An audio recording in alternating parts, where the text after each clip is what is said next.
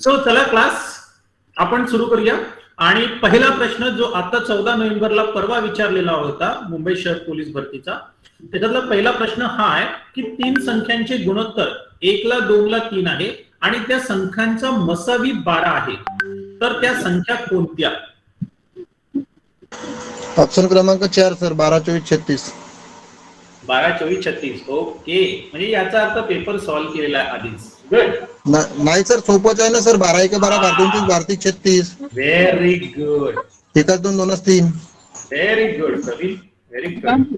Okay plus हे बघा, 1 ला 2 ला 3 म्हणजे हे गुणोत्तर झालाय.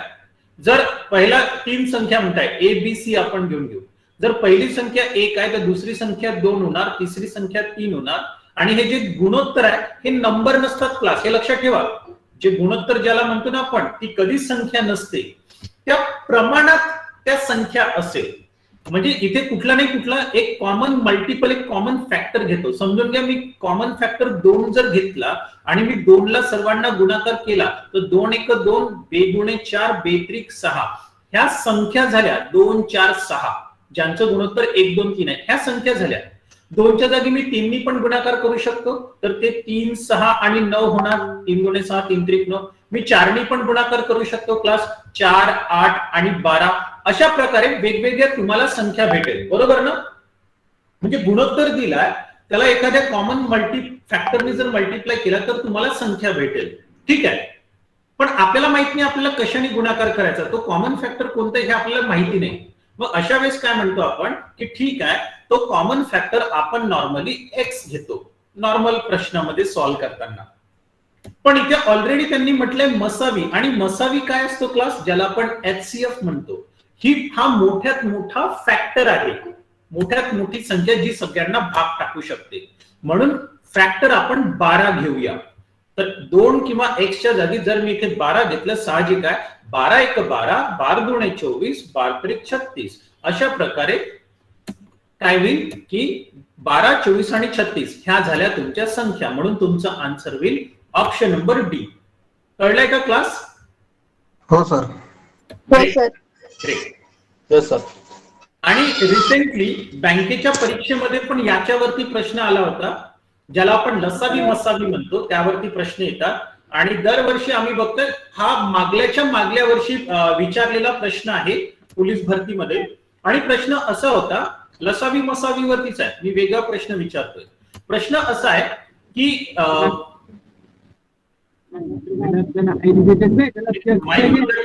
शशिकांत माईक बंद ठेवून बेटा. समजून घे 3 ट्रॅफिक लाईट आहे आणि जे ट्रॅफिकचे 3 दिवे आहे हे प्रत्येक 12 सेकंद, 20 सेकंद आणि 30 सेकंद नंतर 12 सेकंद, 20 सेकंद आणि 30 सेकंद नंतर जळतात. बरोबर सकाळी 9 वाजता जर तिन्ही दिवे एकत्र सुरू झाले तर नंतर किती वाजता तिन्ही दिवे सोबत सुरू होतील? हा सेम प्रश्न आलेला आहे क्लास. नंतर किती वाजता तिन्ही दिवे एकत्र सुरू होतील?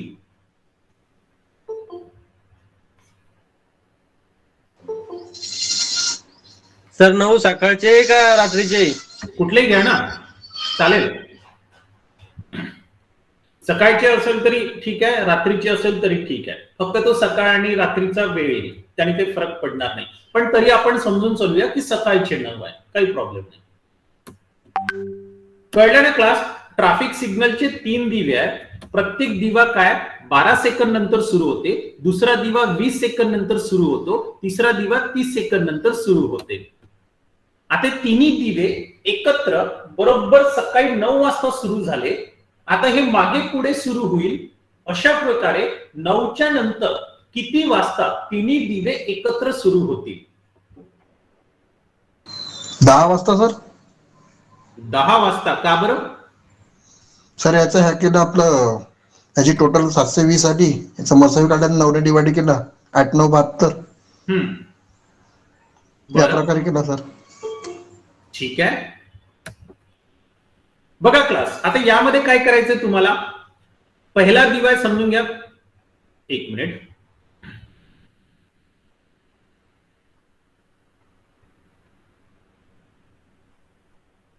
हा, 10 वाजून 20 मिनिटं सर. 10 वाजून 20 मिनिटं. 10 वाजून 20 मिनिटं. ओके, ठीक आहे. पहिला दिवा ए समजून घेऊ, जो प्रत्येक 12 सेकंद नंतर सुरू होते. दुसरा दिवा प्रत्येक 20 सेकंद नंतर सुरू होते आणि तिसरा दिवा सी प्रत्येक 30 सेकंद नंतर सुरू होते. ओके, आणि हे जे तिन्ही दिवे आहेत हे मागे पुढे सुरू होत आहे. 9 वाजता सुरू झाले. मग अशा वेळेस काय करायचं क्लास, आता पहिला दिवा, थोडंसं लक्ष द्याल मी काय म्हणतोय, जो पहिला दिवा आहे तो 12 सेकंद नंतर, म्हणजे पहिल्यांदा 12 सेकंद नंतर होईल, मग 24 सेकंद मध्ये परत होईल, मग काय होईल 36 सेकंद मध्ये, मग 48 सेकंद मध्ये, मग 60 सेकंद मध्ये, मग 72 सेकंद. अशा प्रकारे हे चालत जाईल. कळलं ना पहिल्या दिव्याबद्दल सर्वांना? क्लिअर आहे? सर्वांना क्लिअर आहे? सर क्वेश्चन एकदा पुन्हा सांगा ना, रिपीट. प्रश्न असा आहे की ट्रॅफिक सिग्नल वरती 3 दिवे आहे. तिन्ही दिवे, पहिला दिवा प्रत्येक 12 सेकंद नंतर सुरू होतो, दुसरा दिवा प्रत्येक 20 सेकंद नंतर सुरू होतो, तिसरा दिवा प्रत्येक 30 सेकंद नंतर सुरू होतो. अशा प्रकारे तिन्ही दिवे एकत्र बरोबर 9 वाजता सुरू झाले, तर 9च्या नंतर किती वाजता पुन्हा ते एकत्र सुरू होईल, हा प्रश्न आहे. कळलं आता प्रश्न? Okay sir. पहिला जो दिवा प्रत्येक 12 सेकंद म्हणजे 12, 24, 36, 48, 60, 72. दुसरा दिवा 20 सेकंद नंतर म्हणजे 20, 40, 60, 80, 100 अशा प्रकारे चालू होईल. तिसरा जो दिवा आहे 30 सेकंद, 30, 60, 90, 120 सेकंद अशा प्रकारे चालू राहील. बरोबर? म्हणजे हे जेव्हा मागे पुढे सुरू होत आहे, पंकजचं आन्सर येत आहे 9:10. ठीक आहे. हे बघा मित्रांनो, लक्ष द्या, हे जेव्हा दिवे मागे पुढे सुरू आहे, तर एक गोष्ट लक्षात द्या, यांच्यामध्ये कॉमन कोण आहे? 60 ही संख्या कॉमन आहे, पहिली संख्या. म्हणजे बरोबर 60 सेकंद नंतर तिन्ही दिवे पुन्हा एकदा सुरू होतील. कळला काय प्रश्न मी काय म्हणतोय? हो सर. जर मी 60 सेकंदचा जर विचार केला, 60 सेकंद मध्ये पहिला जो दिवा ए हा 5 वेळा सुरू होईल, दुसरा दिवा बी हा 3 वेळा सुरू होईल आणि तिसरा दिवा सी हा 2 वेळा सुरू होईल. पण 5, 3, 2 हे मागे पुढे सुरू झाल्यानंतर परत 60 सेकंद नंतर हे दिवे सोबत सुरू होईल. आणि 60 सेकंद म्हणजे 1 मिनिट. बरोबर? 60 सेकंद म्हणजे 1 मिनिट. मग प्रत्येक 60 सेकंद नंतर हे दिवे एकत्र सुरू होईल. 60 सेकंद म्हणजे 1 मिनिट. 9 वाजता हे दिवे सुरू झाले, तर नंतर बरोबर 9:01 हे दिवे परत सुरू होईल एकत्र. पंकज 9:10 नाही, 9:01. कळलं का क्लास? का बरं म्हणताय? की काही कन्फ्युजन आहे? बरोबर आहे सर. आम्ही 60 सेकंद नाही घेतलो, तो एक तास घेतलो, एक मिनिट घेतलो तो मी ना, म्हणून त्यामुळे. ओके ओके, काही प्रॉब्लेम नाही, बट मेथड सेम होती. तर आता हे कसं कॅल्क्युलेट करायचं क्लास? एवढं तर आपण लेंदी कॅल्क्युलेशन नाही करू शकत ना. मग याला सरळ सरळ म्हणायचं, ठीक आहे ना, प्रत्येक दिवे 12, 20 आणि 30 हे जे 60 आहे, हे काय करतो आपण? 12, 20 आणि 30 यांचा लसावी काढतो आपण, एलसीएम. आणि 12, 20, 30 चा लसावी काय? 60 आहे. म्हणजे प्रत्येक 60 सेकंद नंतर हे दिवे एकत्र सुरू होतील. ठीक आहे. आणि 60 सेकंद म्हणजे 1 मिनिट, म्हणून बरोबर 1 मिनिटानंतर हे तिन्ही दिवे सोबत सोबत सुरू होतील. अशा प्रकारचा प्रश्न आहे आणि हा विचारलेला प्रश्न आहे. आता याला घुमून फिरून असं विचारेल, या प्रश्नामध्ये जर असं विचारलं, सकाळी 9 वाजता एकत्र तिन्ही दिवे सुरू झाले, तर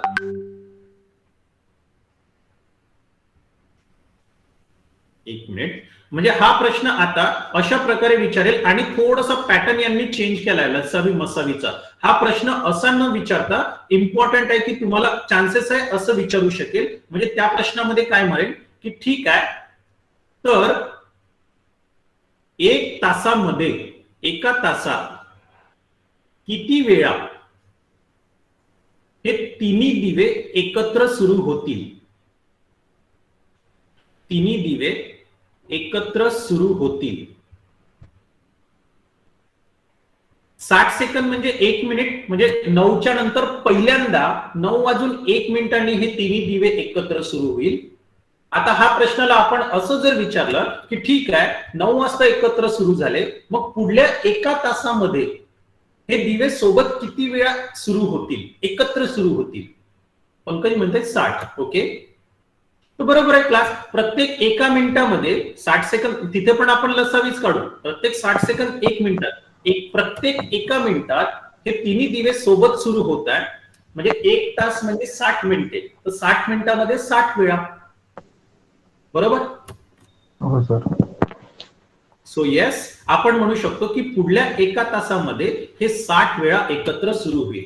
तर अशा प्रकारे क्लास हे जे लसावी मसावीचे क्वेश्चन आहेत घुमून फिरून विचारू शकतात. तर हे क्वेश्चन आपण इझिली सॉल्व्ह करू शकतो. आय होप सर्वांना कळलेलं आहे. हो सर. ग्रेट. आणि तुम्हाला सांगतो मी, जेव्हा आपण डिटेलमध्ये याला शिकू ना क्लासमध्ये, तेव्हा मग मी तुम्हाला सांगणारच आहे. पण लसावीचा जो म्हणजे लसावी किंवा मसावी यांचा वापर कोणत्या टॉपिक मध्ये करतो, भरपूर ठिकाणी आपण याला वापर करू शकतो. जसं आता मी एक एक्झाम्पल देतोय. तुम्ही नेहमी कार्य आणि काळ याच्यावरती प्रश्न बघितले असेल की समजून घ्या. असा प्रश्न आहे, एक काम 25 दिवसात पूर्ण करतो. समीर माईक बंद ठेवा. माझे प्रश्न असा आहे की एक काम 25 दिवसात पूर्ण करतो, तेच काम बी 20 दिवसात पूर्ण करतो आणि तेच काम सी 30 दिवसात पूर्ण करतो. मग तिघेही जर काम करत असेल तर तिघेही तेच कार्य एकत्र किती दिवसात पूर्ण करेल? हा कार्य आणि काळचा भाग आहे. लसावी मसावीचा उपयोग किती ठिकाणी करू शकतोय आणि कशा प्रकारे करू शकतोय मी ते सांगतोय क्लास. याला आपण खूप डिटेलमध्ये बघणारच आहे, कार्य आणि काळ. फक्त माझं सांगण्याचं काम आहे की कुठे कुठे याचं कार्य म्हणजे मदत होऊ शकते. ए 25 दिवसात कार्य करू शकते, बी 20 दिवसात एकटा कार्य करू शकते आणि सी तेच कार्य 30 दिवसात करू शकते. तर आपल्याकडे जे दिवस दिलेले आहे ना क्लास, म्हणजे आपण काय म्हणतो की ठीक आहे बाबा, ए 25 दिवसात, बी 20 दिवसात, सी 30 दिवसात. आपण काय करतो, पटकन यांचा लसावी काढतो. 25, 20 आणि 30 चा लसावी काढतो. काय येणार 25, 30, 20 आणि 30 चा लसावी? पटकन कोणी सांगू शकाल? 25, 20 आणि 30 यांचा लसावी काय असेल? 300. 300. Okay, very good. 300 सर, 300. जीवन म्हणताय 100.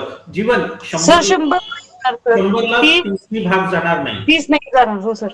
म्हणून 100 300 ते सर 300. 300. बरं मला एक सांगा, तुम्हाला माहिती आहे ना लसावी कसा काढायचा? हे तर क्लिअर आहे. हो सर. कसा काढतो लसावी, कसा काढायचा? हा प्रवीण, भाग जातोपर्यंत गुणाकार करायचा. काय म्हटलं दीपाली? भाग जातोपर्यंत गुणाकार करत राहायचा. कुणाचा? सर ब्रॅकेट पाडायचे ना, त्याला सवय काढायचंय त्यांचं. ओके, सर्व संख्येचे ब्रॅकेट पाडायचे. हा सर ते जे संख्या दिलेल्या त्यातनं कॉमन नंबर एक घ्यायचा, त्या तिन्ही संख्येला भाग जाईल असा. बरोबर. आता फक्त तो कॉमन नंबर कसा घ्यायचा मी ते सांगतोय, किंवा भाग जाणारी संख्या कशी काढायची, फॅक्टर वगैरे नाही काढणार. आता या तिघांमध्ये 25, 20 आणि 30 ह्या ज्या 3 संख्या आहेत याच्यापैकी मोठी संख्या कोणती आहे? तर 30 आहे. तर मोठी जी संख्या आहे ना 30, आपण याचा पाडा म्हणू आणि 30च्या पाड्यामध्ये पहिली संख्या ज्याला 25 आणि 20 दोघांनी पण भाग जाते. जसं 30 एक 30, 30 ला कोणीच भाग जात नाही. 30 दुने 60, 25 नी भाग जात नाही. 30 त्रिक 90 सोडून देऊ. 30 चोक 120, 20 नी भाग जाते पण 25 नी नाही जात है ना. सर 200 दिवसात येईल का? 200 दिवसात इथे ना एक आपल्याला थोडासा विचार करावा लागेल. जर ए एकटा 25 दिवसात करताय, बी एकटा 20 दिवसामध्ये आणि सी हा. एकटा 30 दिवसात, तर साहजिक आहे क्लास तिघं मिळून कमी दिवस घेईल ना, जास्त दिवस हो नाही सर, घेणार. कमी दिवस घेणार तिघं एकत्र. अपूर्णांकामध्ये उत्तर सर येईल. मी असं केलं, चालेल चालेल. 25 गुणिला 20 गुणिला 30 डिवाइड बाय 75. नाही नाही नाही, मी त्याच्यामध्ये ती शॉर्टकट मेथड झाली, ती शॉर्टकट मेथड आहे पण सांगतो मी, पण त्याच्यात ऍडिशन 25, 20 आणि 30 यांचं ऍडिशन नाही करत, ते चुकेल. ती मेथड सांगतोय वाटलंस मी कसं करायचं, ती पण डोंट वरी. फक्त लसावीचा वापर कसा करतो मी ते सांगतोय. बघा, मोठी संख्याचा टेबल म्हटला 30चा, 120 120 ला भाग जात नाही, मग 150 25 नी भाग जाते, 20 नी नाही जात, 180 19 नाही जात, म्हणजे 20 नी जातो 25 नाही. अशा प्रकारे 30चा पाडा जर म्हटला तर 300 अशी संख्या आहे ज्याला 25 नी भाग जातो, 20 नी पण भाग जातो. म्हणून आपण एलसीएम लसावी घेतलाय 300. आता आपण काय म्हणतो क्लास, इकडे लक्ष द्याल, जसा आपण लसावी काढला तर आपण पटकन म्हणणार की ठीक आहे, या तिघांना 300 झाडं लावायची आहे. हे कार्य झालं, जे लसावी काढलाय ते कार्य झालंय. यांना 300 झाडं लावायची आहेत. मग 300 झाडं लावायला एला जर 25 दिवस लागते तर एका दिवसात किती झाडं लावेल? 300 भागेला 25 म्हणजे एका दिवसात 12 झाडं लावेल. बी 20 दिवसामध्ये 300 झाडं लावतो तर एका दिवसात किती? तर 15 झाडं लावेल. आणि सी 30 दिवसात 300 झाडे, तर एका दिवसात किती? 300 भागेला 30 म्हणजे 10 झाडे. आता तिघे जण ए, बी आणि सी एकत्र काम करत आहे, तर तिघं पण जण एका दिवसात किती झाडं लावेल? 12, 15 आणि 10 म्हणजे 27 आणि 10 37 झाडं लावेल एका दिवशी.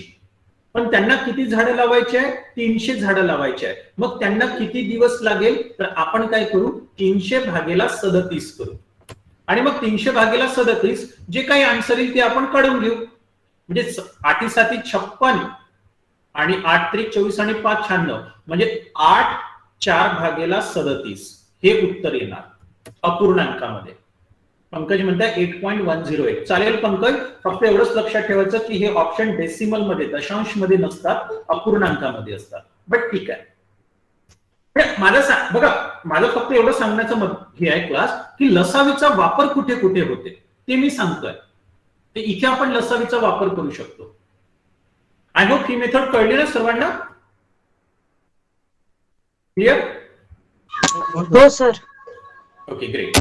अच्छा प्रवीण, ते जे म्हटलं ना, ती जी शॉर्टकट मेथड आहे ती ऍक्च्युली शॉर्टकट मेथड अशी आहे की वरती सर्व संख्यांचा गुणाकार करायचा आणि खाली बेरीज नाही करायची, खाली 2 संख्यांचा गुणाकार आणि बेरीज करायची. म्हणजे 25 गुणिला 20 अधिक 20 गुणिला 30. Okay sir, okay sir. 25 गुणिला 30 अशी होती. 1850. हा, मग तसं भेटू शकते. तर हा झाला उपयोग लसावी. जेव्हा आपण लसावी आपण डिटेल मध्ये, काय म्हटलं सर्वेश्वर, काही क्वेश्चन आहे का? सर आता जे सांगत होता ना 25 गुणिले 20 गुणिले 30, जी आताची जी मेथड आहे ती एकदा सांगता का प्लीज? प्रवीणने जी विचारली होती ती, प्रवीण भैया. हा, तर जर ज्यांचे नंबर ऑफ डेज असेल ना, नंबर म्हणजे दिवस दिलेले आहे, वरती तिन्ही संख्यांचा गुणाकार करतो आणि खाली छेद मध्ये 2 संख्यांचा गुणाकार आणि बेरीज. तर आपल्याकडे 25 20 आणि 30 आहे, वरती तिन्ही संख्यांचा गुणाकार केला, 25 गुणिला 20 गुणिला 30 केला. खाली काय करायचं? 2 संख्या, म्हणजे जसं 25 गुणिला 20 20 गुणिला 30 25 गुणिला 30 आणि 1500 डिवाइड बाय 1850. हा, फायनल आन्सर तेच येणार आहे, काही चेंज नाही. पूर्णांक म्हणजे सर. हा, फक्त शॉर्टकट कसं आहे की क्वेश्चन स्पेसिफिक शॉर्टकट असते, क्वेश्चन बदलला शॉर्टकट बदलते. लसावी मेथड सांगतोय ही कार्य आणि काळच्या प्रत्येक क्वेश्चन मध्ये हेल्प करते तुम्हाला, प्रत्येक क्वेश्चन मध्ये. ठीक आहे, चला आपण मग समोर चलूया. फक्त मला सांगण्याचं आहे की हे बेसिक जे लसावी मसावी असतात भरपूर, याला आपण स्पीड टाइम डिस्टन्स, कार्य आणि काळ वेग आणि अंतर, त्याच्यामध्ये पण मदत करते तुम्हाला. ते आपण नंतर बघूया. म्हटलं त्यावरती पण एक मी प्रश्न घेतो, आणि हा पण प्रश्न खूपदा विचारलेला आहे क्लास. सिन्स हा लसावीचा टॉपिक आहे, म्हणजे मला फक्त प्रश्न तर घ्यायचेच आहे, पण मला तुम्हाला हे सांगायचंय क्लास की हे जे टॉपिक आहे कुठे कुठे आपल्याला मदत करू शकते, त्या अनुषंगाने आपल्याला काय करायचंय, एकदम बेसिक चांगलं करायचं आहे. म्हणजे मग बाकीचे टॉपिक आपण चांगल्याने क्लिअर करू शकतो. फक्त आयडिया आली पाहिजे तुम्हाला. जर मी असं जर म्हटलं की एक जो व्यक्ती आहे, एक व्यक्ती ऑफिसला 80च्या वेगाने जातो, तर ऑफिसला तो 10 मिनिटे उशिरा पोहोचतो.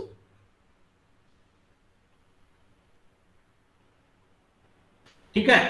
आणि जर तो 90च्या वेगाने जातो तर तो 20 मिनिटे लवकर पोहोचतो. तर सांगा त्याचं ऑफिसचं अंतर किती? प्रश्न कळला?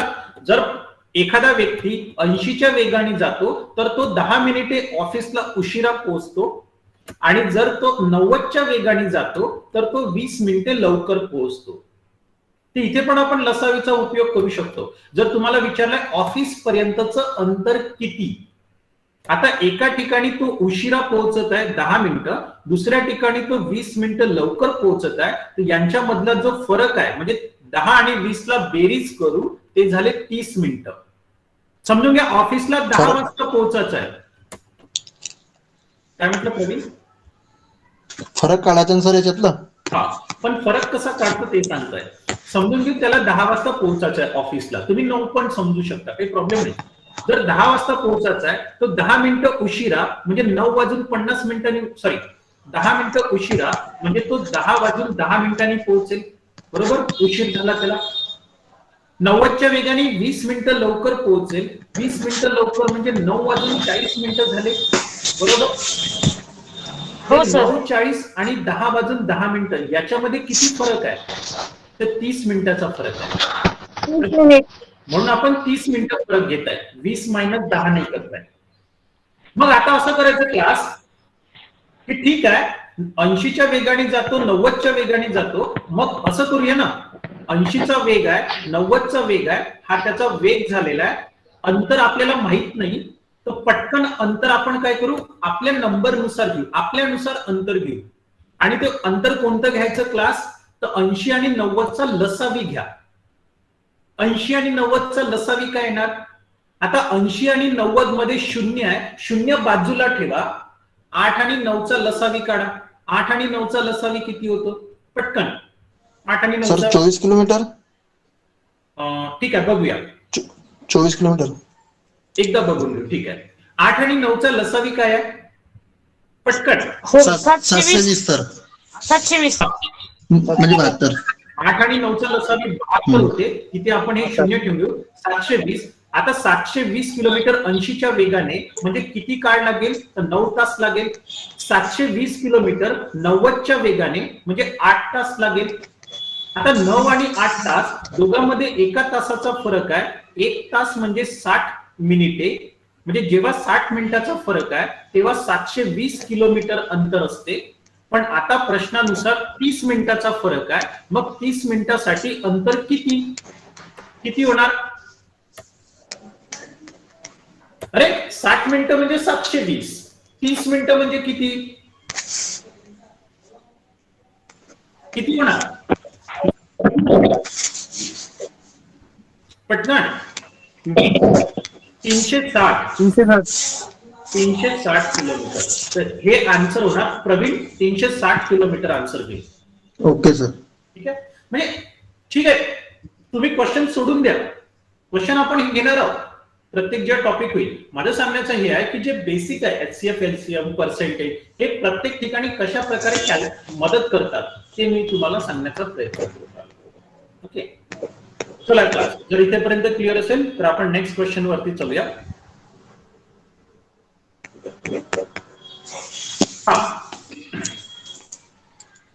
नेक्स्ट क्वेश्चन बघा. एका आयताकृती प्लॉटची लांबी ही रुंदीपेक्षा 60% ने जास्त आहे. जर त्या प्लॉटची लांबी आणि रुंदीतील फरक 48 मीटर असेल तर त्या आयताकृती प्लॉटचे क्षेत्रफळ किती असेल?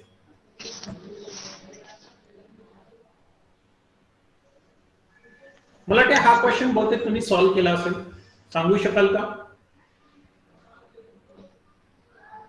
सर 12,000 चौरस मीटर. 12,000 चौरस मीटर. ठीक आहे, बाकीच्यांचं काय उत्तर आहे? 12,000च येईल.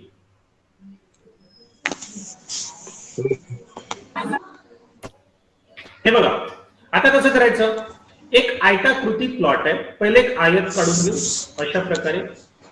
आता याची जी काय म्हणताय लांबी ही रुंदीपेक्षा 60% जास्त आहे. रुंदी आपल्याला माहिती आहे का? नाही माहिती. ठीक आहे. जर रुंदी जी काही असेल, समजून घ्या मी रुंदी जर 100% समजली, लक्षात आलं मी काय म्हणतोय, रुंदी मी 100% समजली. 12,000 आहे सर. 12,000. ठीक आहे. इकडे लक्ष द्याल, जर मी रुंदी 100% समजली तर लांबी किती होणार? पटकन सांगा. रुंदी मी 100% घेतली, लांबी 60% जास्त आहे, तर लांबी किती होणार? 160. 160. बरोबर. म्हणजे आता म्हणजे याला डिटेल मध्ये सॉल्व्ह नाही करू, इथे पर्सेंटेजचा कन्सेप्ट येतो. आणि पर्सेंटेजचा कन्सेप्ट कसा बघा, जर मी म्हटलंय माईक बंद करा ना. Okay sir. Okay great. So लांबी आणि रुंदी जी आहे, या लांबी जर 60% जास्त आहे, याचाच अर्थ काय क्लास, लांबी आणि रुंदीमध्ये किती टक्केचा फरक आहे? 60%चा फरक आहे. एखादी वस्तू दुसऱ्यापेक्षा जास्त आहे किंवा कमी आहे, म्हणजे त्यांच्यामधला आपण फरक बोलतोय. तर ही जी लांबी 60% जास्त आहे, याचाच अर्थ लांबी आणि रुंदीमध्ये 60%चा फरक आहे. मग जेव्हा दोघांमध्ये 60%चा फरक आहे, तेव्हा दोघांमध्ये जर त्या प्लॉटची लांबी आणि रुंदीतील फरक 48 मीटर आहे, दोघांमध्ये कितीचा फरक आहे? 48चा. तर दोघांमध्ये पर्सेंटेज जर बघितले 60%चा फरक आहे, तर 48 मीटरचा फरक येतो. मग 100% म्हणजे किती? आणि 100% आपण काय घेतलाय? रुंदी घेतलेली आहे. तर दोघांमधला फरक 60% म्हणजे 48, तर 100% म्हणजे किती? तिरपा गुणाकार करा क्लास. किती होणार? याला आपण जर तिरपा गुणाकार केला तर 60 गुणेला क्वेश्चन मार्क बरोबर 48 गुणेला 100, आणि जे 60 आहे ते उजव्या साईडला येईल, तर क्वेश्चन मार्क बरोबर 48 गुणेला 100 भागेला 60. 80 सर. 80. तर हे होईल sin 48, म्हणजे हे झाले 80. 80. ठीक आहे. आता हे झाले 80, म्हणजे रुंदी झाली आपली 80 मीटर. रुंदी मिळाली. डन. आता काय म्हणते, आता आपल्याला म्हणत आहे लांबी काढून घेऊ. जर रुंदी आपली 80 मीटर आहे, तर लांबी किती होईल? 80चे 60% जास्त होईल. मग 80चे 60% किती होते क्लास? 80चे 60% 48, म्हणजे लांबी किती झाली? 128 मीटर झाली. ही गोष्ट लक्षात ठेवा. लांबी झाली 128 मीटर, रुंदी झाली 80 मीटर. मग त्याचं क्षेत्रफळ किती होईल? आणि क्षेत्रफळ काय आहे? आयतचं क्षेत्रफळ असते लांबी गुणिला रुंदी. मग लांबी गुणिला रुंदी आहे, म्हणजे 80 गुणिला 128. आणि हे किती होणार? 8 8 64, 6 हातचे गेले, 8 दुने 16 आणि 6 म्हणजे 22. 1024. 8 1 8, 8 आणि 2 10, म्हणजे 10,240 चौरस मीटर. 40. ऑप्शन नंबर बी येणार. Very good. कळतंय का क्लास मी काय म्हणतोय? हो सर. हो सर. तर अशा प्रकारे आपण क्वेश्चन सॉल्व्ह करू शकतो. पर्सेंटेजचा यूज करतोय क्लास, काहीच नाहीये. काय केलं आपण? त्यांच्यामधला फरक दिलाय ना, मग फरक आपण कम्पेअर करतोय, तुलना करतो. बाबा 60% म्हणजे 48, तर 100% म्हणजे किती? 80. ते आली रुंदी. मग त्याच्यावरनं लांबी काढली, त्यांचं क्षेत्रफळ काढलं, बस फिनिश्ड. सर तुम्ही लांबीमध्ये रुंदी 80 मीटर आली ना सर? बरोबर. रुंदी 80 मीटर. 48 सर कसं घेतलं? लक्षात नाही आलं. आपण 80चे 60% काढतोय. 80चे 60% काढू ना, कारण की लांबी 60% जास्त आहे. तर 80चे 60% काढू आणि ते 80 मध्ये जमा करू. तर 80चे 60% म्हणजे किती झाले? 80 गुणिला 60 भागेला 100. हे दोन्ही शून्य या शून्यासोबत कट होऊन जाईल. 8 छकम 48. अशा प्रकारे 48 आले. Okay sir. ठीक आहे. सो क्लास 12,000 नाही ना, केला 80 आणि 48. आता इथे बघा पर्सेंटेजचं कशा प्रकारे तुम्हाला ना काम येतं ते तुम्हाला सांगताय. तुम्हाला असा प्रश्न येईल, आणि हा प्रश्न भरपूरदा विचारलाय, आणि मी सांगतोय पोलीस भरतीमध्येच नाही, SSC मध्ये पण आलेला आहे, इंटेलिजन्स ब्युरो मध्ये आलेला आहे, बँकिंग मध्ये पण 1-2दा प्रश्न आलेला आहे. एक क्वेश्चन आहे आणि जॉमेट्रीशी रिलेटेड आहे. हा प्रश्न असा आहे की समजून घ्या, एक आयत आहे आणि आयतची लांबी जर 10% वाढली आणि आयतची रुंदी 20% वाढली तर क्षेत्रफळामध्ये किती टक्के बदल होईल? क्षेत्रफळात किती टक्के बदल होईल?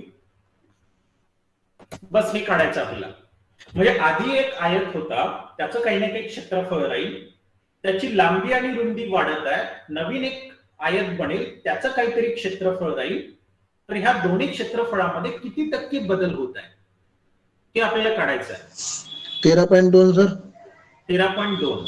ओके.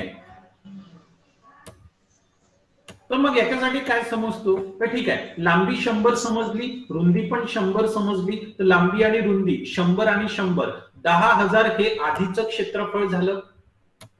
रुंदी काय होत आहे? लांबी 10% वाढत आहे, तर 100चे 110 होईल. रुंदी 20% वाढली तर 100चे 120 होईल. तर हे किती झाले? 13,200. म्हणजे 10,000 वरनं 13,200 होत आहे, म्हणजे 3,200 क्षेत्रफळ वाढत आहे.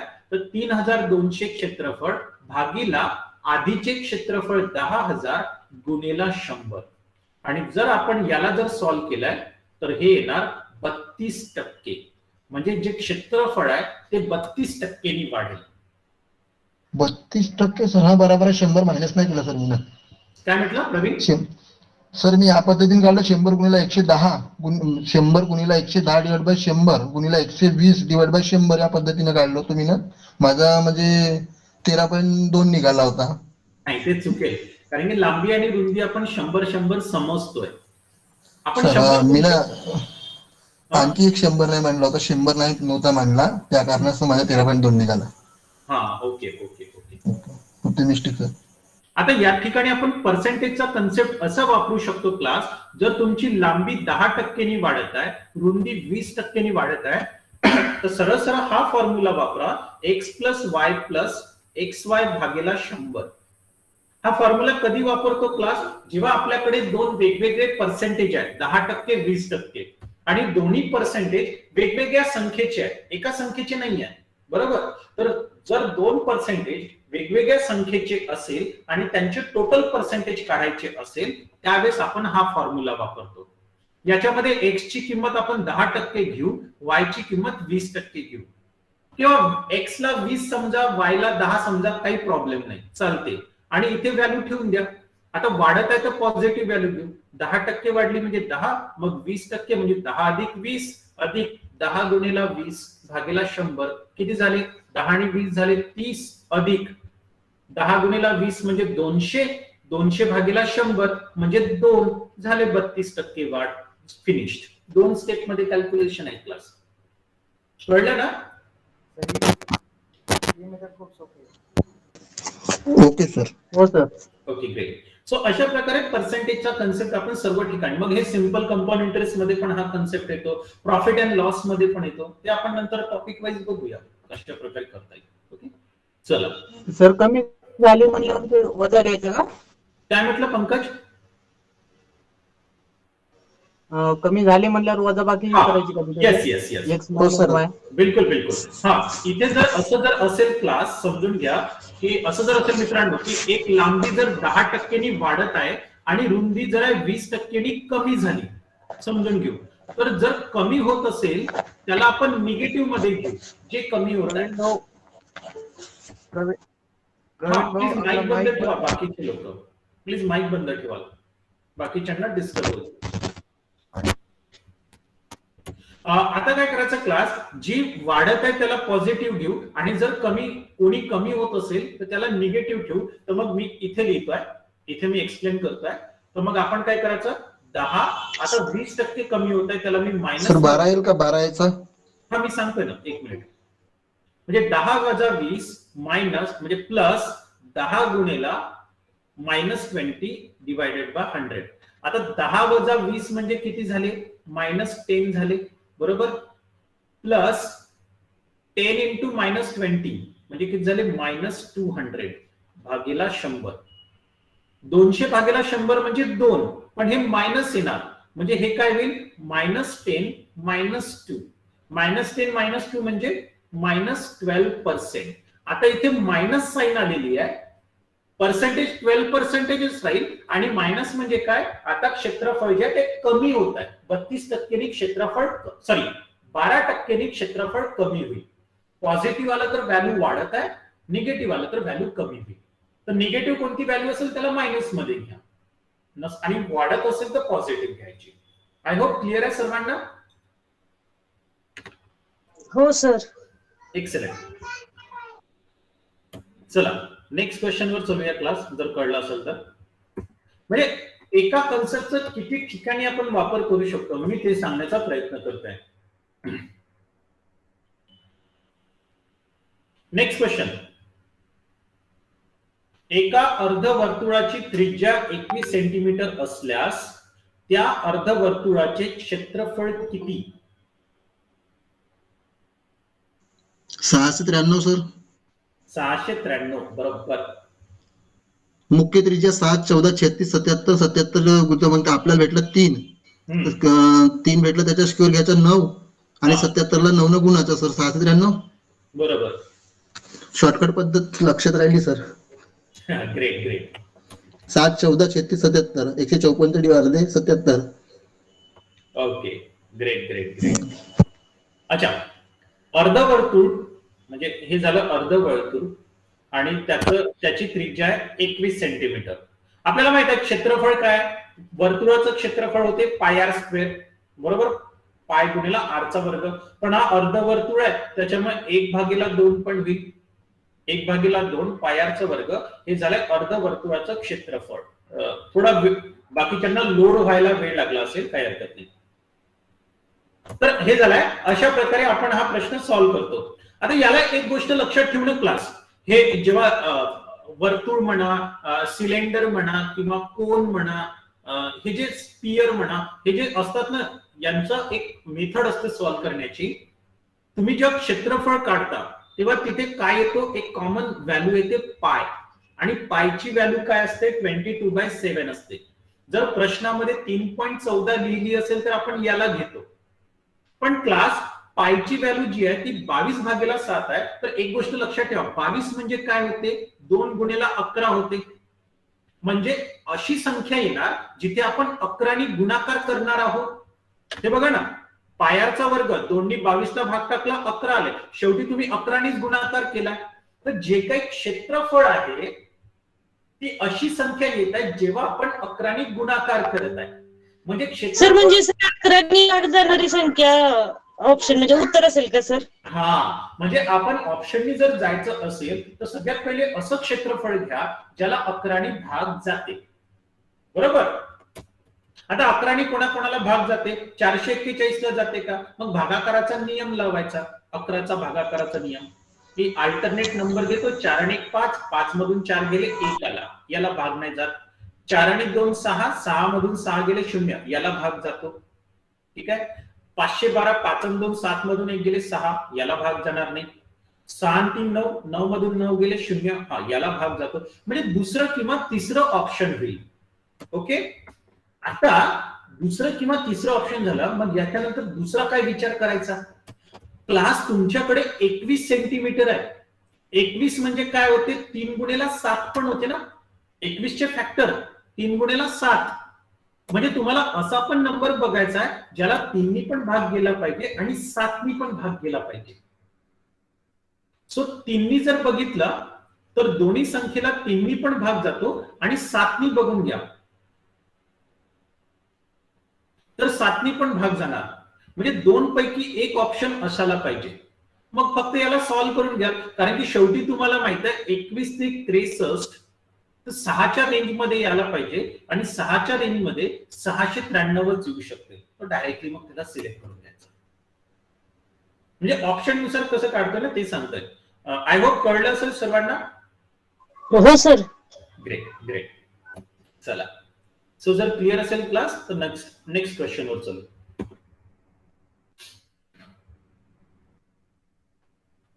एका वर्तुळाचे क्षेत्रफळ एका आयताच्या क्षेत्रफळा इतके आहे. जर त्या वर्तुळाचा व्यास आणि आयताची लांबी 140 मीटर असेल तर त्या आयताची रुंदी किती असेल? एक वर्तुळ आहे आणि एक आयत घेऊ आपण अशा प्रकारे. आता हा जो वर्तुळ आहे त्याचा व्यास म्हणजे हा झाला व्यास. व्यास किती आहे? 140 आहे आणि या आयतची लांबी पण 140 आहे. दोघांचं क्षेत्रफळ सारखं आहे. तर मग हे जे आहे क्लास काय म्हणतो आपण याला, की जो वर्तुळ आहे याचं क्षेत्रफळ किती होईल? जर व्यास 140 आहे, 140 मीटर, त्रिज्या किती झाली? पटकन सांगा त्रिज्या. 70 होणार ना? हो सर, 70 हो, 7 पाय. बरोबर. मग वर्तुळाचं क्षेत्रफळ किती झालं? वर्तुळाचं क्षेत्रफळ होते पायाचा वर्ग आणि आयतचं क्षेत्रफळ काय? लांबी गुणिला रुंदी. हे दोघांचे क्षेत्रफळ झाले आणि काय म्हटलंय? दोन्ही बरोबर आहे म्हणून आपण इथे इक्वल ठेवू. पाय म्हणजे 22/7, त्रिज्या किती आली? 70. 70 गुणिला 70 बरोबर. आपल्याला लांबी किती दिली? 140 गुणिला रुंदी. बस 110 येईल का सर? ओके, ठीक आहे. 110 सर. ठीक आहे, एकदा बघून घेऊ आपण. तर रुंदी काय होईल? हे 140 डाव्या साईडला जाईल. 140 गुणाकारामध्ये आहे तर डाव्या साईडला भागाकारामध्ये जाईल. कशा प्रकारे? तर 22/7 गुणिला 70 गुणिला 70 भागीला 140. बस सॉल्व्ह करून घ्या क्लास. हे 0 0 कटले, हे 7 7 कटले, 7 10 70, 7 2 14, 2 22 ला भाग टाकला 11 11. बस 110. बिलकुल बिलकुल 110. पण मी जसं सांगितलं क्लास आता, जर आपण वर्तुळाची गोष्ट करत आहे ना आणि वर्तुळामध्ये पाय येणार आहे क्षेत्रफळामध्ये, पाय मध्ये 22 आले, 22/7 आणि 22 मध्ये 11 येते. आता जे याचं क्षेत्रफळ आहे कशाचं? वर्तुळाचं क्षेत्रफळ आणि आयतचं क्षेत्रफळ जर सारखं असेल तर दोन्ही ठिकाणी अशी संख्या पाहिजे ज्याला 11ने भाग जाते. या चारीपैकी 11ने भाग जाणारी संख्या कोणती आहे? तर एकच आहे, 110. झालं, त्याला टिक करून टाकू. Finish answer. 2 सेकंद मध्ये आन्सर भेटते. ओके, कारण की 11ने भाग जाणारी संख्या एकच आहे म्हणून त्याला आपण सिलेक्ट. मी तसंच केलं सर. अच्छा, ओके, ग्रेट ग्रेट. हा, जर 2 ऑप्शन असते तर मग आपण टॅली केलं असतं एक बार, जसं आधीच्या क्वेश्चन मध्ये होतं. मग चालेल. ओके, चला. सो फार सर्वांना क्लिअर आहे ना? हो सर. सो मेनली काय करतो क्लास, जेव्हा म्हणजे क्लासमध्ये पण शिकवणार ना, तर म्हणजे अशाच प्रकारे सांगतो की बाबा एक जो टॉपिक आहे तो एकदा जर समजला तो वेगवेगळ्या ठिकाणी कशा प्रकारे लागू होतो. आता इथे जर बघितलं तर भागाकाराचे नियम आपल्याला लागू होत आहे. म्हणजे भागाकाराचे नियम पण आपल्याला माहिती पाहिजे, जे बेसिक्स आहे एकदम. हा तर खूपच सोपी क्वेश्चन आहे.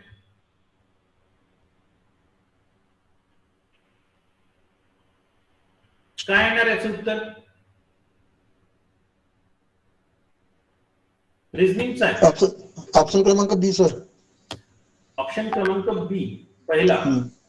ओके, ठीक आहे. 4 sir. 4. Okay, D sir. D चौथा. ठीक आहे.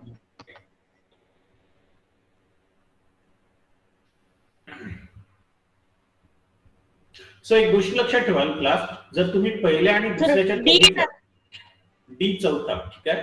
जर तुम्ही यांचे पॉइंट्स जर बघितले त्रिकोणचे, तर हे दोन्ही फिगर मध्ये सारखेच राहत आहेत,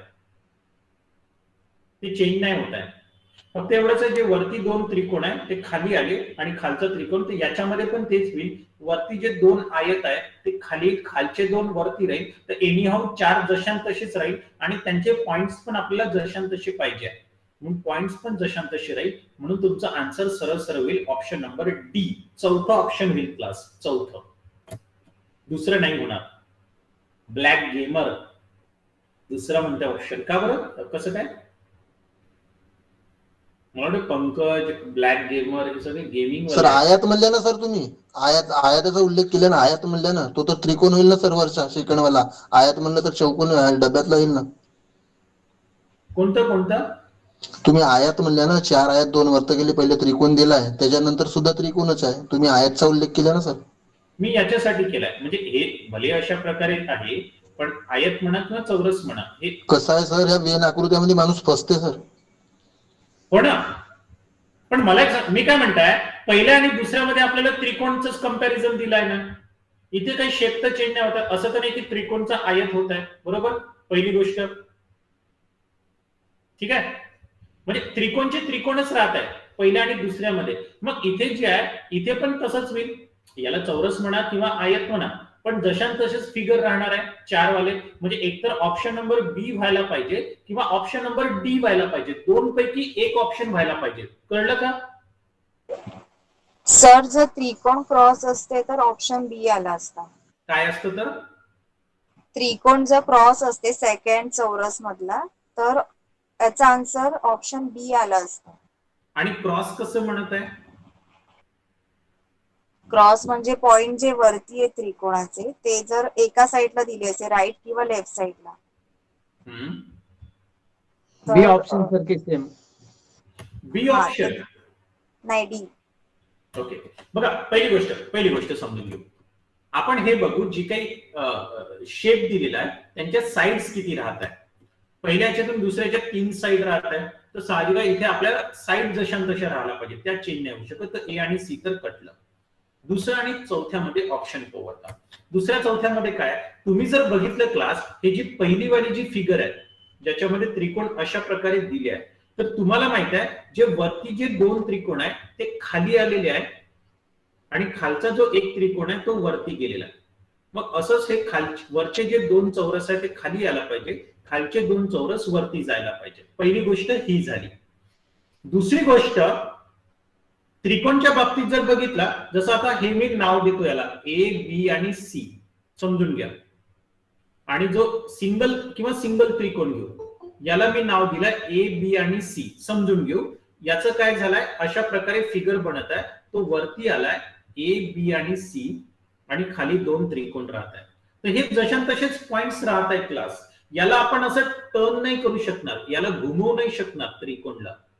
तर त्रिकोण जर घुमवला असतं तर मग वेगळा शेप बनला असता, किंवा जर तुम्ही पूर्णपणे जरी घुमवला तर मग याला पण तसंच जर घुमवलं या चौरसला, तरी पण मग तुमचं तेच होणार आहे. हा जो पॉइंट आहे इकडे डाव्या साईडला, तो वरती जाईल, येऊन जाऊन ते हे विटाच्या आकाराचा शेप होणार आहे, डायमंड शेप. त्याच्यामुळे दुसरे आन्सर होऊ नाही शकणार, म्हणून चौथा ऑप्शन होईल. कळतं ना मी काय म्हणतो, की कन्फ्युजन आहे? Okay sir. ग्रेट. चला नेक्स्ट क्वेश्चन बघूया.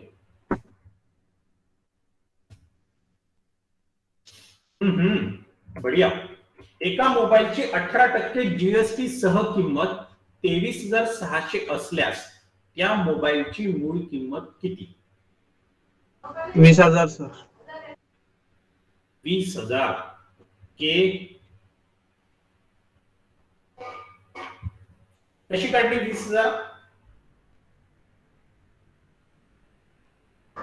23,600 गुणिले 100 छेदामध्ये 118. 23,600 गुणिला 100 छेदामध्ये 118. 118 निघते सर, कारण की 3,000 आपलं 3,600 त्याचा निघते, आणि त्याच्यामध्ये प्लस करायची 20,000 ओके. 23,600. म्हणजे असं म्हटलंय, असं हा जी पण ऑप्शन उचलला सर तो. 20,000चे 18% काढले, ते निघले, आणि त्या मूळ रक्कमेमध्ये प्लस केले. बरोबर. म्हणजे ही पण मेथड बरोबर आहे. हे जे सांगितलं ना आता, 23,600 गुणिला 100 भागिला 118, ही पण बरोबर आहे. किंवा ऑप्शननी जाऊ शकता, जसं 20,000 आहे, 20,000चे 18% जर घेतले तर ते 3,600 रुपये होते. 3,600 रुपये 20,000 जमा केले तर 23,600 होते. तर तुम्ही असं पण करू शकता क्लास.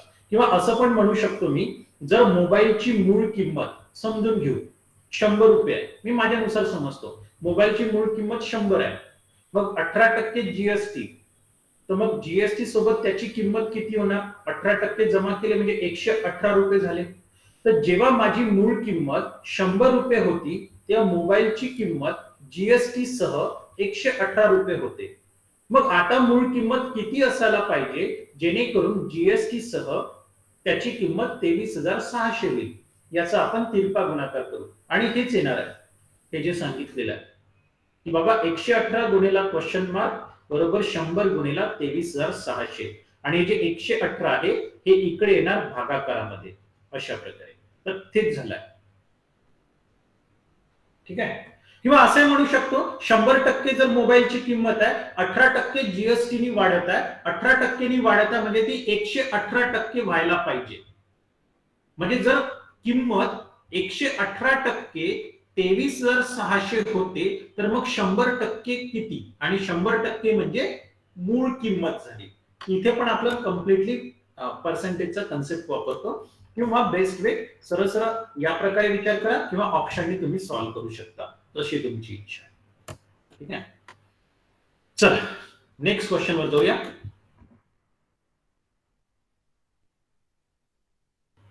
ओके याचं काय आन्सर होईल क्लास? 48 सर. किती? 48. 48. Okay very good. 2 गुणिला 60 गुणिला 40 divide by 100. Very good very good.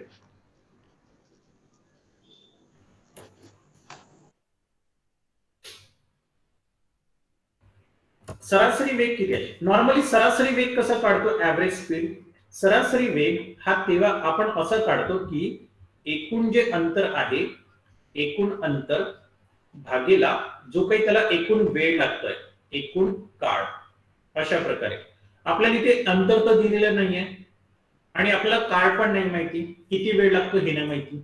आपल्याकडे जर स्पीड दिलेली आहे दोन वेगवेगळ्या पण लक्षात ठेवा क्लास जेव्हा तुमच्याकडे स्पीड दिलेलं आहे आणि अंतर सारखं असेल हे महत्वाचा पॉइंट आहे. जेव्हा केव्हा तुमचं अंतर समान असेल आणि दोन वेगवेगळ्या स्पीड दिलेल्या असेल त्या केसमध्ये आपण हा फॉर्म्युला वापरतो 2xy upon x plus y. x आणि y ह्या वेगवेगळ्या स्पीड्स होतील वेगवेगळे वेग आहेत. तर जसं इथे x ची किंमत 40 घेऊ y ची किंमत 60 घेऊ किंवा x ची किंमत 60 घ्या y ची किंमत 40 घ्या काही फरक नाही पडणार. तर हे असं होईल 2 गुणिला 40 गुणिला 60 भागेला 40 गुणिला 60 आणि हे होणार 6 चे 24 दुने 80 म्हणजे 24 दुने 48 म्हणजे 4800 भागेला 100 हे होईल 48 किलोमीटर प्रति तास. हे झाला सरासरी वेग. तर हा फॉर्म्युला कधी वापरतो क्लास आपण? जेव्हा तुमचं अंतर समान असेल तर. पण वेगवेगळे जर अंतर असेल तर मग तिथे हा नाही फॉर्म्युला वापरणार. मग तिथे आपण म्हणू एकूण अंतर भागेला एकूण काळ.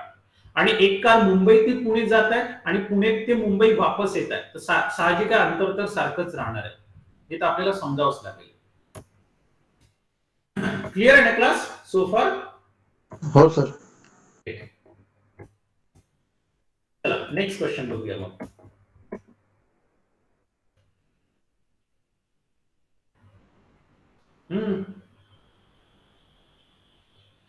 आता खूपच सोपी आहे. आज शुक्रवार आहे. गेल्या सोमवार तारीख दिवस काढलो मी ना. रे सॉरी. आज शुक्रवार आहे. गेल्या आठवड्यातील मंगळवारी 25 तारीख होती. पुढील आठवड्यात शुक्रवार कोणती तारीख राहील? तर मागल्या आठवड्यात मंगळवारी 25 तारीख होती तर आजच्या शुक्रवारची तारीख काढून घ्या आणि आपल्याला माहिती आहे 7 दिवसानंतर परत तेच येते तर पुन्हा मग पुढला जो शुक्रवार आहे तर 7 तुम्ही जमा करून द्या. तर मागील आठवड्यात जो मागील आठवडा होता याच्यामध्ये जर शुक्रवार होता मागील आठवड्यात मंगळवार होता आणि मंगळवारची तारीख किती म्हणते 25. मग आताचा जो आठवडा आहे क्लास त्याच्यामध्ये मला सांगा मंगळवारची किती तारीख राहील आताच्या आठवड्यामध्ये? पटकन. मागल्या मंगळवारी मागल्या आठवड्यात 25 मे होती. सर 11 जून आन्सर. 11 जून आन्सर आहे. तर 1 तारीख आठवड्यात आता आपल्याला माहित आहे मे महिन्यात किती दिवस असतात? 31 दिवस असतात 31 है ना. म्हणजे सोमवार पर्यंत 31 आला आणि मंगळवार जो आहे तो 1 एक तारखेचा आहे. तारीख 1 जूनचा मंगळवार राहील आत्ताच्या याच्यामध्ये. मग या आठवड्यात मंगळवारचा जर 1 जून आहे, बुधवारचा किती झाला? बुधवारचा 2 जून झालाय, गुरुवार जो आहे हा आपला 3 जून झालेला आहे आणि या आठवड्यात शुक्रवार कितीचा होईल? 4 जूनचा होणार. मग पुढील आठवड्यात जर जायचं असेल तर त्याच्यामध्ये जो शुक्रवार आहे काय होणार? या आठवड्यात आजचा शुक्रवार आहे, आजची जर 4 तारीख आहे तर पुढल्या शुक्रवारमध्ये म्हणजे +7 करायचे कारण 7 दिवसानंतर परत येते म्हणून म्हणजे 11. तर हे आन्सर होईल 11 जून. 11 जून. अशा प्रकारे आपण क्वेश्चन आपण सॉल्व्ह करू शकतो. आता याच्यामध्ये तुम्हाला वेगवेगळे प्रश्न विचारतात क्लास. सर हा बोला. हा सर हेच गणित जर वर्षाच्या हिशोबाने जर असेल तर म्हणजे हा, ह्या बिलकुल. आठवड्यात 25 तारखेचं बिलकुल बिलकुल तसं पण ते कसं विचारू शकतो. सोडायचं? बिलकुल मी सांगतोय. से फॉर एक्झाम्पल आपण असं घेऊया 25 मे 2021 ला शुक्रवार होता. समजून घेऊ. बरोबर सर. एक नंबर. 25 मे 2023 ला कोणता दिवस राहील? 2023 घेतो मी. आता 25 मे 2021 हे काय साधारण वर्ष आहे आणि जेव्हा किंवा आपण साधारण वर्ष म्हणतो, साधारण वर्षात 365 दिवस असतात, एका आठवड्यात 7 दिवस असतात. तर 365 ला जर मी 7 नी जर भाग टाकला तर बाकी 1 उरते. बाकी म्हणतोय रिमाइंडर किती उरते? सर्वात शेवटी 1 उरेल. 52 आठवड्याने 1 उरतो. भाग टाकून बदल. आता 1 उरत आहे तर जर साधारण वर्ष जर तुम्हाला समोर जायचं आहे तर 1 दिवस समोर जायचा म्हणजे 25 मे 2022 ला शुक्रवारचा 1 दिवस समोर चला म्हणजे शनिवार असणार. तशाच प्रकारे 25 मे 2023 पुन्हा हे साधारण वर्ष आहे तर पुन्हा 1 दिवस समोर जाऊ तर हा होणार रविवार. अशा प्रकारे रविवार. 25 मे 2023 चा रविवार झाला. आय होप कळलेला आहे. Okay sir. ठीक आहे. इथपर्यंत सर्वांना कळलेलं आहे. हो सर. मग याच्यामध्ये असा प्रश्न विचारेल की तुम्हाला एखादी तारीख दिलेली आहे की सांगा क्लास 14 जून 2022 चा कोणता दिवस आहे. म्हणजे या प्रश्नासोबत नाही म्हणत आहे मी, सरळ सरळ तारीख दिली जाईल. कॅलेंडर नुसार 14 जून 2022 चा कोणता दिवस असेल? सोमवार, मंगळवार, बुधवार, गुरुवार, शुक्रवार. ज्यांनी माझा क्लास अटेंड केला असेल मागल्या वेळेस त्यांना माहित आहे की किती लवकर आपण हे दिवस काढतो. मंगळवार सर. मंगळवार. ओके. मी या प्रश्नानुसार नाही म्हणत आहे, हा वेगळा झाला. मी सरळ सरळ असा प्रश्न येऊ शकतो ना, एखादी तारीख दिली सांगा बाबा 14 जून 2022 कोणता दिवस होता? सोमवार, मंगळवार, बुधवार. किंवा असा येणार महिला दिवस 2013 चा जो महिला दिवस आहे तो कोणत्या दिवशी येणार? म्हणजे सोमवारी होता, मंगळवारी होता की बुधवारी होता? तुम्हाला माहित आहे महिला दिवस कधी येतो? 8 मार्च. 8 मार्च. म्हणजे हा प्रश्न असा झाला की 8 मार्च 2013 चा कोणता दिवस होता? रविवार होता, सोमवार होता की मंगळवार होता, काय होता? तर याला पाच मागं जावं लागेल ना सर? कसं काय म्हटलं? सांगा सर, तुम्ही सांगा. ओके. नाही माझं म्हणण्याचं आहे की याला 5 स्टेपचं कॅल्क्युलेशन आहे. ते कॅल्क्युलेशन कसं असतं मी ते मागे ज्यांनी क्लास अटेंड केलाय त्यांना माहिती असेल. कॅलेंडरचे क्वेश्चन कसे आपण सॉल्व्ह करतो. तुमच्यापैकी कोणी आहे का ज्यांना कॅलेंडरचं माहिती आहे? मी जसं सांगितलं होतं मागे. नाही सर. ओके. बरेच क्वेश्चन असे आहेत कॅलेंडरचे काही समजत नाही तर. हा अरे खूप सोपी असते ते. बघा जसं से फॉर एक्झाम्पल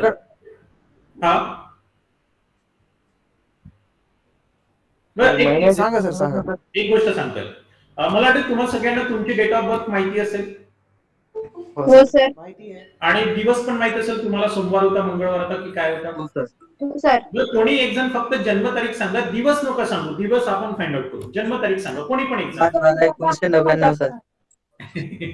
परत एकदा 1999 काय म्हटलं? 5/12. 5/12/1999. ओके. थोडस 25-26 दिवस थांबून जायचं होतं ना, न्यू इयर सेलिब्रेट केलं असतं, ते मिलेनियम. सो क्लास पहिली स्टेप काय, जी कोणती तारीख आहे 5 आणि जे कोणते शेवटचे 2 अंक आहे वर्षाचे त्यांची आपण बेरीज करतो. 5 आणि 99 हे काय होते, 104 होते. त्याच्यानंतर दुसरी स्टेप ही आहे की जे शेवटचे 2 अंक आहे वर्षाचे शेवटचे 2 अंक 99 याला नेहमी आपण 4 ने भाग टाकतो. नेहमी 4 ने भाग टाकायचा, कारण की 4 वर्षानंतर लीप वर्ष येते. तर त्या 99 वर्षात किती लीप वर्ष होते हे फाइंड आउट करण्यासाठी आपण 4 ने भाग टाकतो.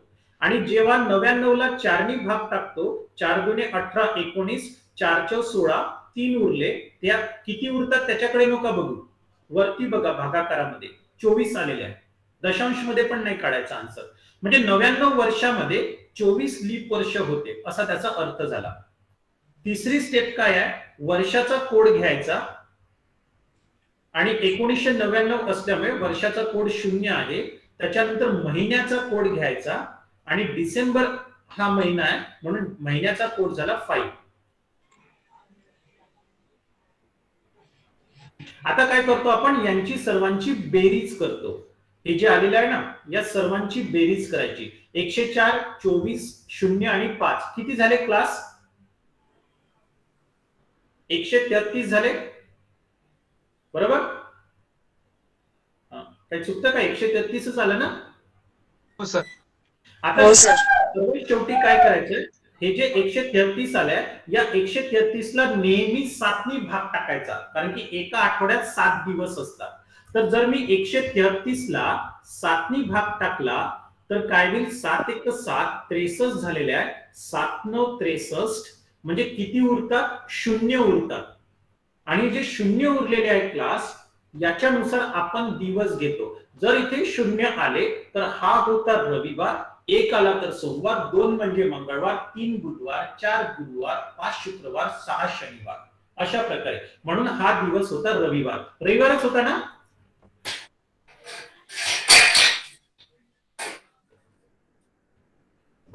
रविवारच होता ना. सर माझं एक सांगा सर. काय काय डेट ऑफ बर्थ आहे, रविवारीचे डे सर. हा गुड. काय डेट ऑफ बर्थ आहे, 4/4/2001. 2001.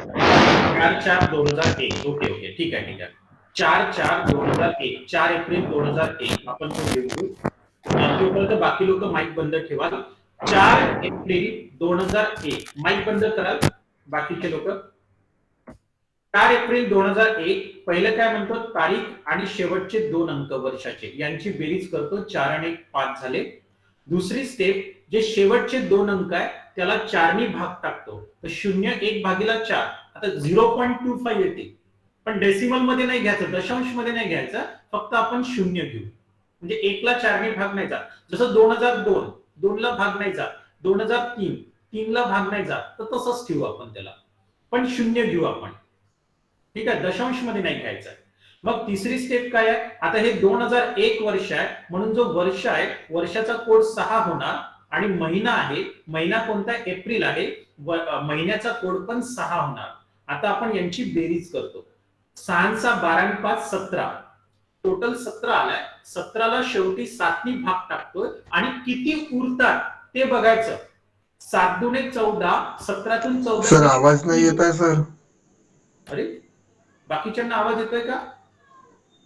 हो येतोय. हो सर. येतोय सर. ओके, तुमच्याकडे नेटवर्कचा प्रॉब्लेम असेल, एकदा बघून घ्या. तर क्लास 3 उरलेले आहे आणि हे जे 3 उरेल याच्यानुसार दिवस घेऊ. पुन्हा 0 म्हणजे रविवार, 1 म्हणजे सोमवार, 2 म्हणजे मंगळवार, 3 म्हणजे बुधवार. म्हणजे 4 एप्रिल 2001 चा बुधवार होता, बरोबर ना. बरोबर सर. That's it.